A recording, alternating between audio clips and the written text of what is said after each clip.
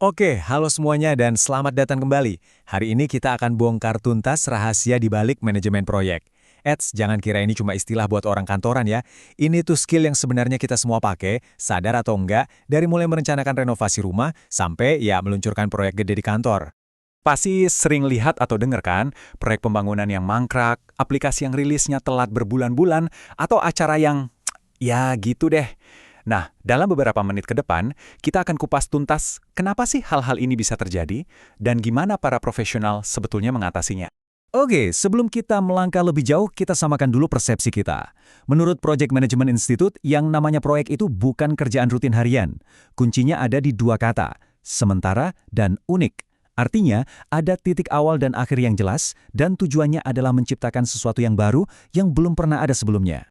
Jadi, apa sih sebenarnya proyek itu dan kenapa kok kayaknya susah banget buat dieksekusi dengan benar? Nah, di bagian pertama ini, kita akan bedah tantangan-tantangan dasarnya. Ini adalah fondasi dari semua yang akan kita bahas nanti. Nah, kenalan dulu sama biang kerok dari hampir semua masalah dalam proyek, segitiga manajemen proyek.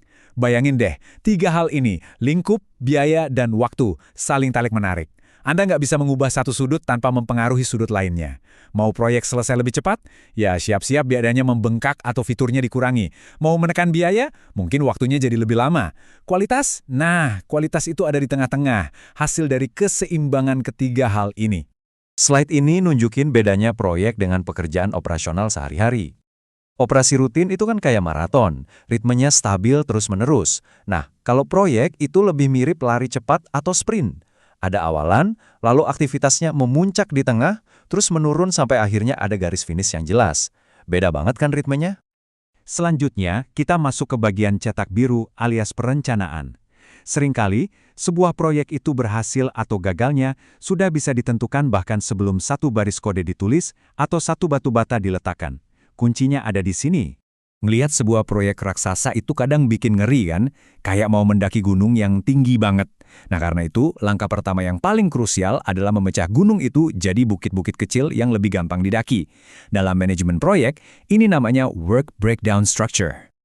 Oke, setelah semua tugas dipecah-pecah, kita butuh cara buat ngatur jadwalnya. Disinilah Gantt chart berperan penting. Anggap aja ini kalender supernya proyek, sebuah timeline visual yang bikin semuanya jadi jelas. Siapa ngerjain apa, dan kapan harus selesai. Nah, kalau Gantt chart itu ibarat kalender proyek, maka PERT chart ini adalah peta jalannya. Bedanya apa? PERT chart ini nggak cuma nunjukin kapan sebuah tugas dikerjakan, tapi yang jauh lebih penting, bagaimana tugas-tugas itu saling terkait. Misalnya, tim marketing nggak bisa bikin iklan sebelum produknya jadi. Peta ketergantungan inilah yang membantu kita nemuin rute tercepat menuju garis finish. Rangkaian tugas-tugas yang saling bergantung tadi akhirnya membentuk sesuatu yang kita sebut jalur kritis atau critical path. Anggap aja ini kayak barisan domino. Kalau satu tugas di jalur ini telat sehari aja, maka seluruh proyek dijamin bakal ikut telat sehari. Gak ada toleransi di jalur ini, makanya disebut jalur kritis. Sekarang kita ngomongin soal anggaran. Ini tantangan yang seru. Manajer itu harus berhadapan dengan dua jenis ketidakpastian. Pertama, ketidaktahuan yang diketahui. Ini hal-hal yang kita tahu bakal ada, tapi nggak tahu pasti biayanya, kayak fluktuasi harga bahan bangunan. Kedua, dan ini yang paling ngeri, ketidaktahuan yang tidak diketahui, kejutan total yang muncul entah dari mana. Merencanakan anggaran untuk keduanya itu butuh seni tersendiri. Oke, rencana sudah matang. Sekarang kita masuk ke acara utamanya, pelaksanaan dan pemantauan. Di fase inilah semua rencana diuji di lapangan. Fokus kita sekarang bergeser dari apa yang akan kita lakukan menjadi apakah kita masih di jalur yang benar. Selama fase eksekusi ini, di kepala seorang manajer proyek itu cuma ada 3 pertanyaan yang terus berputar. Apakah kita tepat waktu?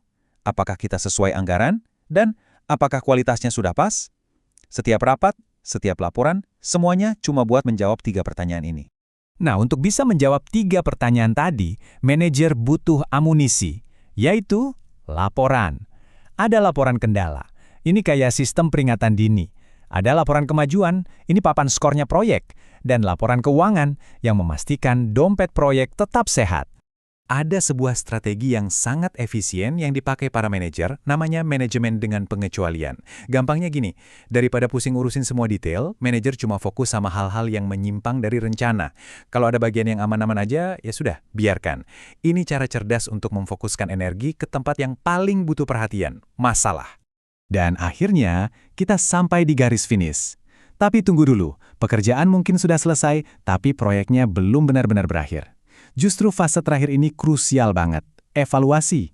Saatnya kita melihat ke belakang dan belajar dari apa yang sudah terjadi. Penting banget buat kita pahami, evaluasi itu tujuannya ada dua. Ya, satu sisi memang untuk menilai kinerja manajernya. Tapi yang jauh lebih penting adalah untuk mengevaluasi prosesnya. Tujuannya apa? Supaya di proyek berikutnya, kita nggak jatuh ke lubang yang sama. Supaya organisasi jadi lebih pintar. Dan inilah inti dari semuanya.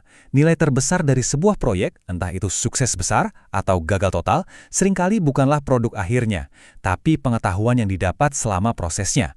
Setiap kesalahan adalah pelajaran berharga, setiap keberhasilan jadi cetak biru untuk tantangan selanjutnya. Jadi saya mau tinggalkan Anda dengan pertanyaan ini untuk direnungkan. Di dunia yang perubahannya cepat banget, mana yang sebetulnya lebih berharga? Hasil jangka pendek dari satu proyek atau kemampuan jangka panjang dari tim Anda yang terus bertumbuh? Sampai jumpa di pembahasan berikutnya.